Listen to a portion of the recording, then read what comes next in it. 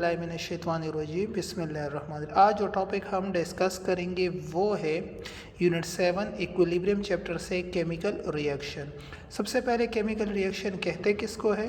वो प्रोसेस जिसमें पुराने बॉन्ड टूटते हो और नए बॉन्ड बनते हो उसको हम जनरली केमिकल रिएक्शन कहते हैं, या वो प्रोसेस जिसमें मुख्तलिफ सब्सटेंसेस आपस में मिल के नए सब्सटेंसेस बनाते हैं उसको भी हम जनरली केमिकल रिएक्शन कहते हैं। For example hydrogen and oxygen, एक बी एलिमेंट है दूसरा भी एलिमेंट है, जब दोनों आपस में मिलते हैं तो वाटर बनाता है, एक कंपाउंड बनाता है। अब देखिए हाइड्रोजन की अपनी प्रॉपर्टीज़ है, ऑक्सीजन की अपनी है और वाटर की प्रॉपर्टीज़ अपनी है।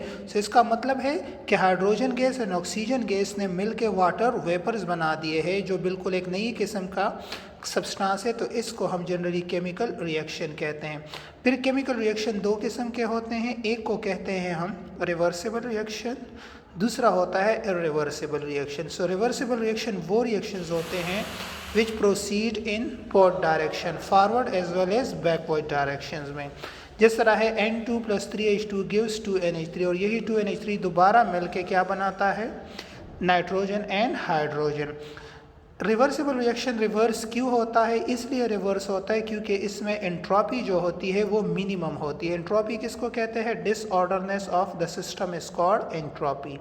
अगर आप नाइट्रोजन और हाइड्रोजन को देखें, जो रिवर्सिबल रिएक्शन होता है ये मेनी स्टेप्स पे मुश्तमिल होता है। जब इन सब स्टेप्स को आप इसमें मिलाते हो तो ये आपको ओवरऑल रिएक्शन देते हैं।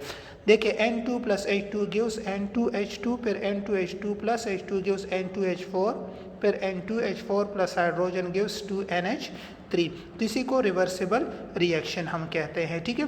फिर रिवर्सिबल रिएक्शन में कुछ प्रॉपर्टीज़ होती है इनकी या कैरेक्टर्स होते हैं, ये कभी भी कंप्लीट नहीं होते, हमेशा क्लोज कंटेनर में होते हैं। ये basically some of different reaction से मजमुआ होता है। ये स्लो इन नेचर होते हैं और इसमें इक्विलिब्रियम मस्ट होता है।